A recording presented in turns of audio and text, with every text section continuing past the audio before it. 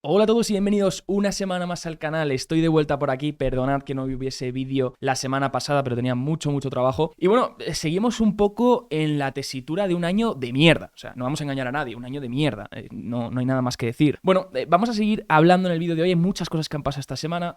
Principalmente me voy a centrar en que seguimos en un mercado bajista cíclico. Estamos en, ojo, porque sí se podría venir esta semana un rebote, un rebotazo de cobertura. Vamos a mirar la estacionalidad, vamos a mirar la volatilidad, porque en mi opinión, para que estamos en la fase 2 de este mercado bajista, es una fase donde hay muchos rebotes y para mí, para entrar en la fase 3, que sería ya el miedo absoluto, falta un catalizador, ¿no? Falta un catalizador para entrar en un régimen donde la volatilidad sea mucho más alta. Entonces, ¿cuál va a ser el siguiente paso, no? Bueno, vamos a ver las grandes, las megacaps, las grandes empresas, las de mayor market cap, mayor capitalización bursátil. Puede ser también uno de los catalizadores el tema de los bancos, como puede ser Deutsche Bank y Credit Suisse. Y bueno, el MVP, el premio MVP de la semana es para Alex Lehmann, que es el director de Credit Suisse y se apellida Lehmann. Tócate las narices, ¿en qué momento pones a un director que se apellida Lehmann al mando de un banco?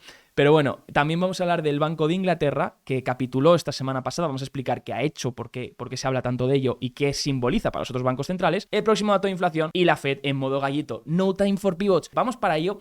No sé si se acuerdan, si alguno vio el vídeo de septiembre, el 1 de septiembre, hablábamos de la estacionalidad. La estacionalidad lo que mide es cómo se ha hecho de media en otros meses en el pasado, ya sea desde 1950, desde los últimos 20 años, desde los últimos 10 años o en años únicamente donde hay elecciones midterm, elecciones de medio mandato, que esto ocurre cada 2 años presidenciales, ¿no? Entonces, bueno, pues tenemos aquí los retornos por mes medios y como decíamos en ese vídeo, decíamos septiembre estacionalmente es un mes de mierda y fíjense, ha sido uno de los peores meses desde 2008 porque el S&P ha caído este mes, que ya lo hemos cerrado, en un 9,34%. Y dicho esto, pues si aplicamos esta estacionalidad para los siguientes meses y somos igual de objetivos con este dato, pues podríamos ver que para octubre, noviembre y diciembre, pues la estacionalidad podría mejorar, ¿vale? Son meses que estacionalmente son mejores, sobre todo me voy a centrar en octubre y noviembre. ¿Por qué octubre y noviembre? Bueno, porque octubre suele ser muy bueno, sobre todo en años de midterm, y este año es un año de midterm. El 8 de noviembre, si no me equivoco, tenemos elecciones midterm. Por tanto, octubre podía ser un mes un poquito mejor. Esto no quiere decir que el mercado bajista se vaya a acabar. Hay gente ya hablando de suelo otra vez, de pivots,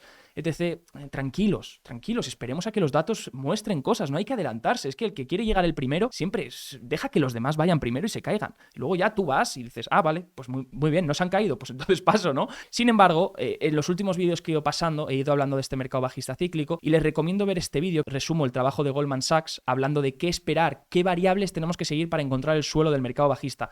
Todavía las variables no están ahí, todavía queda, pero sí que es verdad que estando en una fase 2, pues tenemos múltiples rebotes, por tanto, atentos por un posible rebote, y fíjense porque ya se pueden ver divergencias, porque tenemos el S&P500 haciendo nuevos mínimos, perdiendo estos mínimos. Ahora todos los stops de los que van largos y que se pensaban que este era el suelo, pues todos los stops para afuera, todos los largos para afuera. Y aquí es donde entran los cortos. Y claro, luego te pueden sorprender con un rebote al alza y te hunden a los cortos. A los cortos les hacen saltar otra vez los stops aquí y luego otra vez para abajo, ¿no? Entonces, cuidado con ese potencial rebote que podríamos tener, porque fijaros la caída ya, la magnitud que estamos teniendo, porque a pesar de que el índice está haciendo unos nuevos mínimos, si miramos las empresas tanto de estadounidenses completas como del NYSE o como del Nasdaq y cogemos el indicador donde cogemos los máximos de 52 semanas versus los mínimos de 52 semanas, por tanto es hacer una resta, es máximos de 52 semanas menos mínimos de 52 semanas, como vemos está mejorando, por tanto hay menos empresas haciendo mínimos. Entonces, a pesar de que el índice sí que haga mínimos, hay menos empresas dentro de estos índices haciendo menos mínimos.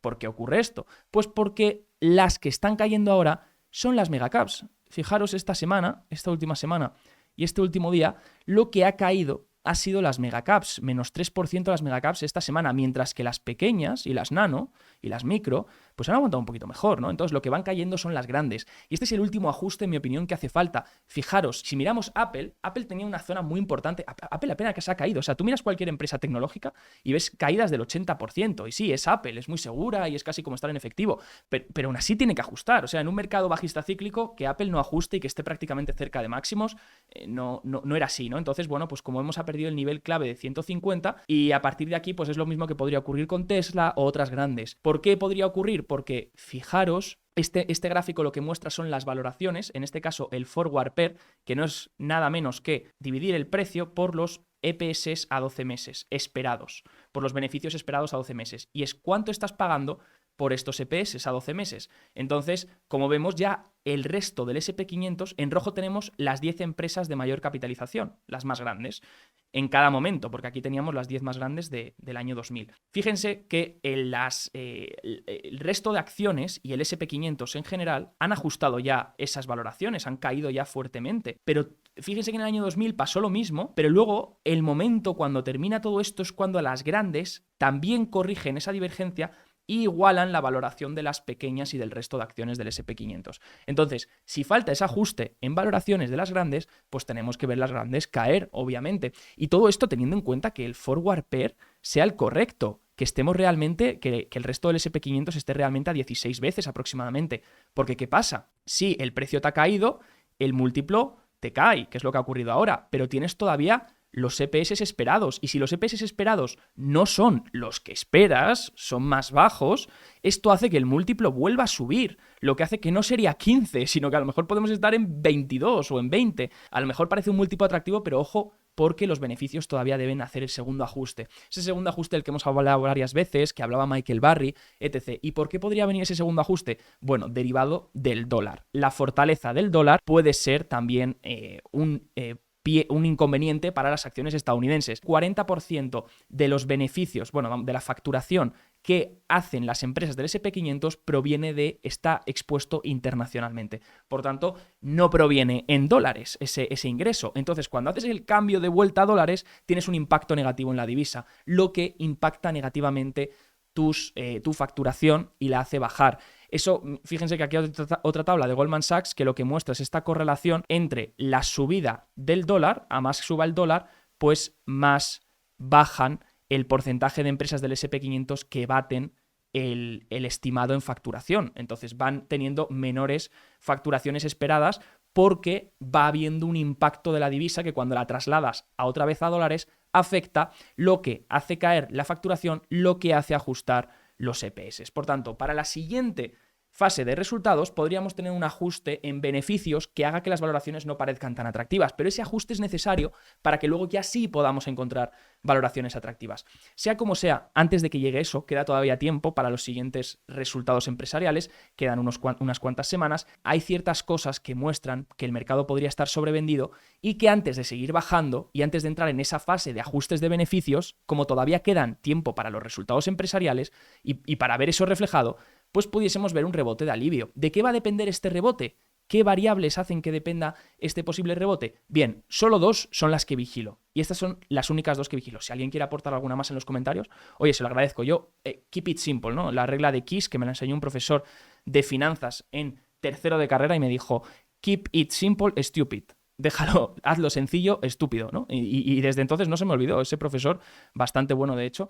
Yo me centro en dos variables. La primera, el dólar estadounidense lo mido con el DXY, DXY, que sería el dólar index, el ETF del dólar index, y luego miro los intereses a 10 años.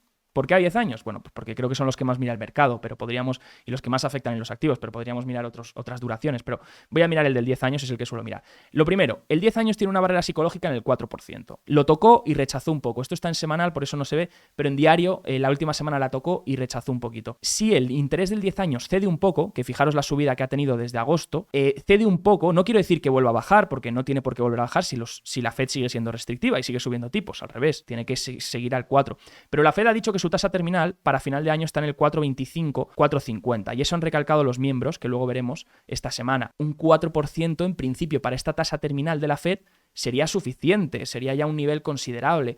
Entonces, si empezamos a ver que los intereses estabilizan por aquí, consolidan o empiezan a bajar ligeramente, pero obviamente sin perder esta zona, o incluso corrigen hasta el último máximo, ¿no? Incluso corrigen hasta aquí, hacen una corrección para luego seguir subiendo. Ese alivio, como pasó aquí, puede dar un alivio a el mercado. Fíjense que aquí cuando los intereses corrigieron, el mercado rebotó y aquí el dólar también corregía. Entonces, tienen que corregir o retroceder un poco dólar y 10 años y el interés del 10 años para que podamos ver un rebote en los índices. Si eso no ocurre, pues principalmente yo creo que será difícil ver el rebote. El vídeo de hoy está patrocinado por Bison Trade, el broker online de Miralta Bank, entidad española regulada y supervisada por el Banco de España y la CNMV. Su objetivo es dar un servicio de alta calidad poniendo foco en las siguientes áreas: seguridad, banco y broker regulados, multiplataforma, tecnología avanzada, acceso a multiproducto, acciones, fondos, renta fija, opciones, divisas y mucho más. Y mi parte favorita, la educación y formación para los clientes. Ofrecen tarifas muy competitivas en relación a otros bancos españoles y una atención al cliente excepcional. Visita bisontrade.com y podrás ver más información o probar su plataforma demo. Aún así, no olvidemos que estamos en ese mercado bajista cíclico y que faltan las siguientes fases. ¿Cuándo va a llegar esa tercera fase? La del miedo absoluto, porque he dicho, estamos en la fase 2, que es la de rebotes, o por lo menos es mi opinión, ¿eh? O sea, esto, obviamente, yo comparto aquí mi opinión. El otro día, no sé, alguien que me dijo un comentario de no tienes ni idea, el mercado se va a máximos. Y yo, oye, todos nos equivocamos y nadie tiene la bola de cristal. Yo doy aquí lo que veo, los datos que veo, y cada uno debe tener su propia opinión, porque al final cada uno debe hacer lo que considere. Mi objetivo no es sesgar hacia un lado o hacia el otro. Mi objetivo, creo que siempre lo he dicho, es que estén los datos y que cada uno pueda hacer los deberes para tenerlos o para considerarlos si lo creo oportuno o para debatirlos. Que alguien me quiere debatir un dato, que me lo debata, porque yo voy a aprender más y vamos a aprender todos en general, ¿no? Entonces, en mi opinión, para entrar en esa fase 3 de más miedo absoluto, ¿no? Que de hecho, si miramos aquí, esta es la fase 3 a la que me refiero, ¿no? Fíjense que esto es 2008, la línea azul, y en negro 2022. Entonces, 2008... sí que tienes rebotes aquí y de repente llega un catalizador y ¡pum! Tienes una caída muy bestia. Y eso es el catalizador, fue Lehman. En 2000-2001 fue Enron. Y aquí, pues eso es lo que haría entrar en un régimen de volatilidad más alto, lo que haría a la gente capitular. Entonces, necesitas ver una alta volatilidad para ver capitulación. También es lo que se dice, ¿no? Sí que es verdad que en mercados cíclicos bajistas la volatilidad no tiende a ser tan alta como en mercados bajistas eventuales o estructurales. Pero sí que a lo mejor la volatilidad un pelín más alta debería ser. Lo que nos muestra esta tabla de Econometrics es que en otros periodos la cartera 60-40, ahora esto es lo que se mide aquí, la cartera 60-40, que básicamente es 60% acciones, 40% bonos. Normalmente esta es la distribución en un régimen normal. Aquí está la volatilidad en el lado horizontal y como vemos está aquí en gris cuando estamos en un normal regime. Ahora mismo, en 2022, estaríamos en un volatile orderly regime. ¿Qué quiere decir esto? Que la volatilidad realizada es alta, pero es ordenada. No estás en un momento en el que la volatilidad sea extremadamente alta y haya miedo y pánico absoluto, que podría ser estos eventos, que sería entrar en disorderly regime. Y aquí tienes pues eventos como fue el COVID, como fue la crisis financiera, como fue el Brexit, etc., ¿no? Entonces, faltaría llegar ahí. Otros índices de volatilidad, como puede ser el del mercado de renta fija, que es el MOVE, o el de las divisas, el Currency Volatility Index, ya están llegando casi a niveles del COVID, de máximo de pandemia, mientras que el VIX sigue aquí. Para que el VIX llegue a estos niveles, obviamente a lo mejor no llega al mismo máximo que tuvimos en el COVID, pero para que llegue a niveles, pues yo qué sé, 50, 60 a lo mejor, por estas zonas, pues a lo mejor hace falta un catalizador, ¿no? ¿Y cuál puede ser ese catalizador? Bueno, pues tenemos varios en la lista, varios candidatos. El primero, Axel P. Lehmann, el presidente de Credit Suisse. Es que es un meme lo de que se llame Lehmann, de verdad, yo cuando me he enterado. Y bueno, los Credit Suisse, ¿qué ha pasado? Resumido rápidamente porque no me quiero enrollar, los CDS se han disparado. ¿Qué son los CDS? Son Credit Default Swaps y, como su nombre indica, son coberturas para los impagos de crédito. Es una especie de seguro, es un swap se firma entre dos partes, entonces lo que haces es que transfieres el riesgo a cambio de pagar una prima. El que compra el CDS paga una prima como un seguro y el que se lo vende pues le está transfiriendo el riesgo de que si hay impago debe cubrir. Entonces, pues estos CDS están disparados, ¿no? Y se dice que pues, hay posible potencial de quiebra. Por otro lado, ¿qué ha pasado en Reino Unido? Bueno, pues tenemos el BOE, que esta semana ha intervenido y se dice que ha capitulado, ha sido el primer banco central en capitular, porque ha lanzado otra vez el quantitative easing, la recompra de bonos. ¿Qué ha pasado aquí y por qué lo han hecho? Bueno, a medida que el mercado la inflación es alta, obviamente en Inglaterra. Luego también ha habido en las últimas semanas el gobierno de Liz Truss, o como se diga, ha decidido bajar impuestos, ha puesto un plan de crecimiento y de bajada de impuestos muy grande. Por tanto, esta bajada de impuestos, si se va a generar más endeudamiento, que no es que la medida esté mal, sino cómo se financia, si genera más endeudamiento, la gente pues cree que eso va a generar todavía más presión inflacionaria. Todo esto ha hecho que los intereses de los bonos se disparasen. Entonces, y la divisa, la libra cayese. Entonces, los intereses de los gilts se han disparado. Y como los intereses, si se disparan, el precio de los bonos baja, esos intereses a largo plazo que se han disparado han puesto en riesgo los bonos a largo plazo. Entonces, los fondos de pensiones tienen un montón de bonos a largo plazo y encima los usan como colateral. Entonces, podían empezar a considerarse basura esos bonos y podía empezar a generar un margin call en estos fondos de pensiones. Lo que ha hecho que pudiesen venderlo y lo que se generase aún también, si tienen ese margin call y les obligan a vender esos bonos para protegerse financieramente, pues lo que hace es subir más el interés, porque hay una presión más vendedora, ¿no? Lo que hace es subir más el interés y alimenta la rueda. Entonces, lo que ha hecho el Banco de Inglaterra ha sido intervenir y ha intervenido lanzando el QE, comprando bonos en el mercado a largo plazo, con vencimientos superiores a 20 años. ¿Para qué? Porque si compran el bono, el precio sube, lo que hace que el interés baje otra vez y entonces salvan a estos fondos de pensiones de ese margin call. Pero tienes un problema y es que cuando haces esto, pues el mercado descuenta que la inflación va a ser aún más alta, la libra obviamente también va a caer al hacer este quantitative easing y entonces descuentan que la inflación es más alta. Y ahora mismo lo que tienes es un banco central con QE, con compra de bonos y que está subiendo tipos. Por tanto, es un meme. Entonces la gente dice, bueno, el BOE capitulando, eso puede hacer que otros bancos centrales capitulen. Oh, no, mi amigo, not this time. No parece que vaya a ser el caso, por lo menos en la Fed, por lo que han dicho los miembros últimamente. Bueno, ¿será el mercado inmobiliario también ese posible catalizador? Bueno, fijaros las búsquedas de Real Estate Market Crash. ¡Qué bestia! Ojalá buscas en mi canal de YouTube con este énfasis, pero fíjase que está en máximos, ¿no? O sea, una locura. Desde 2004 esta búsqueda, pues la gente tiene miedo, ¿no? En el mercado inmobiliario. ¿Podrá ser ese? No lo sé. Lo que sí sigue siendo importante el driver más importante es la inflación, en mi opinión. Ahora mismo el modelo de nowcasting, creo que es de la Fed de Cleveland este modelo, bueno, estima que para el intermensual del CPI, que tenemos el 12 de octubre, el dato, por cierto, que sea de 0,32 intermensual, lo cual sería muy superior a lo que tuvimos el mes pasado, que fue un 0,1 intermensual. Pero es que estima que el core acelere 0,51 intermensual también. Es bastante. Es bastante. ¿Y por qué es bastante? Porque fíjense aquí que nos muestra BOFA, Bank of America, que en función de lo que acelere mensualmente, podemos estimar a qué tasa anual podemos llegar en el CPI para mediados de 2023. Si asumimos la línea esta, que sería la de CPI 0,3, veríamos que es esta. Estaríamos todavía para mediados, si acelera 0,3 mensual o por encima, incluso entre 0,3 y 0,5, pues podríamos estar para mediados de 2023 entre el 4,1 anual o el 6 anual, lo cual sigue siendo bastante. Entonces, o tenemos un mejor dato en la inflación este próximo mes, o todavía veo lejos el pivot. También lo han dicho los miembros de la Fed.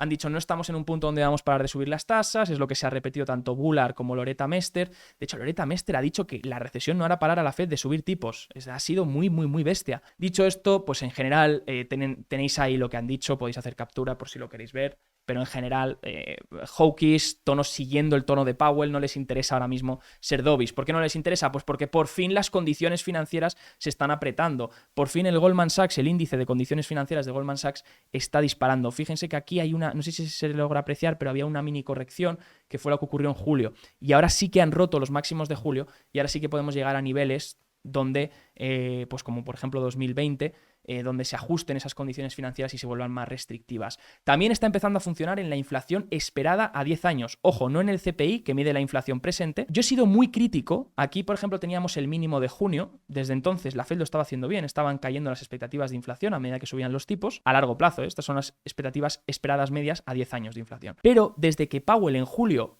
tuvo un discurso más neutral y no tan agresivo, la inflación esperada volvió a repuntar. Por eso yo era muy crítico. Yo decía, oye, que la inflación está en sitios que todavía no estaba en junio. Está todavía peor la inflación esperada, el mercado de break-even rates, esperada por el mercado de los bonos ligados a la inflación. Y dije, oye, aquí hace falta ser restrictivos. Y ahora está empezando a funcionar. Está empezando a funcionar en lo que espera el mercado. Y se ha perdido esta zona, es importante, se ha perdido esta zona de julio, de los mínimos de junio, vamos a decir, que se habían hecho. Y ahora está yendo camino del 2%. Que es el objetivo de la Fed, este 2% en las expectativas de inflación y anclarlas aquí. No por llegar aquí va la Fed pivotar, pero el llegar aquí Y el anclarse es una buena señal para la inflación. Entonces iremos vigilando esto. Por tanto, vamos a las conclusiones del vídeo de hoy. Y siento que ha sido un vídeo largo, pero es que había muchas cosas que comentar.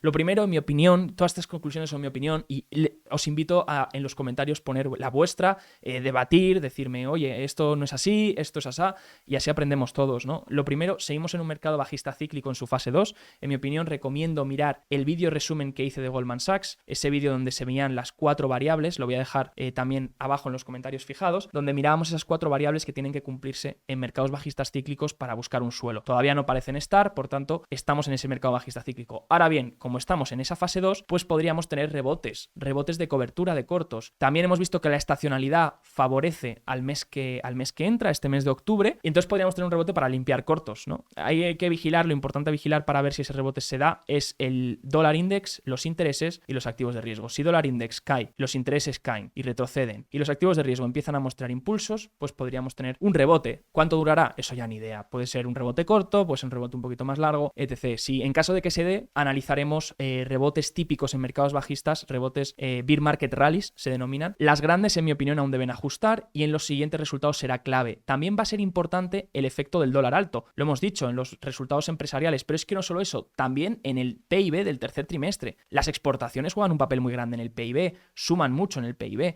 Entonces, si tienes unas exportaciones más débiles porque como tienes un dólar tan alto, no exportas tanto, pues ojo, cuidado con ese PIB del tercer trimestre. Luego, en mi opinión, y esto es una opinión totalmente personal, falta un catalizador que sea nuevo, no algo que llevemos hablando todo el año, ¿no? Un catalizador nuevo para entrar en esa fase 3 de pánico absoluto, un estilo 2008, que es lo que espera la gente. Un Lehman, pues podría ser algo con Credit Suisse, con Deutsche Bank, con Inglaterra. No lo sé, pero falta algo. En mi opinión falta algo para que el mercado se ponga todavía más pesimista, porque ya lo está bastante y no ha habido un catalizador que digamos nuevo en este sentido. Y luego la Fed sigue en modo hawkish. Por ahora sus acciones van a tener efecto restrictivo en la economía. Sí que es verdad que aunque hubiese sido hawkish en los meses anteriores, veíamos que todavía las condiciones financieras no eran tan restrictivas, los tipos reales todavía no habían subido a los niveles de junio, la inflación esperada a 10 años seguía alta y no había bajado por debajo de los niveles de junio. Por tanto, ahora sí que estamos empezando a ver efectos restrictivos. Estamos empezando a ver tipos reales cerca del 1,5%, que han subido casi han doblado desde el máximo que vieron en verano, en junio. Las expectativas de inflación otra vez bajando y los índices de condiciones financieras mucho más restrictivos. Por tanto, ahora sí que yo creo que las cosas van a empezar a hacer efecto y sí que podemos empezar a ver resultados en los próximos meses. ¿Qué pasa? Que cuando hace ese efecto restrictivo en la economía, también va a afectar a los beneficios empresariales y a los datos del PIB. Así que me despido, familia. Si os ha gustado, por favor, dejar un buen like, os lo agradezco y nos vemos en el siguiente vídeo. Chao, chao, chao, chao.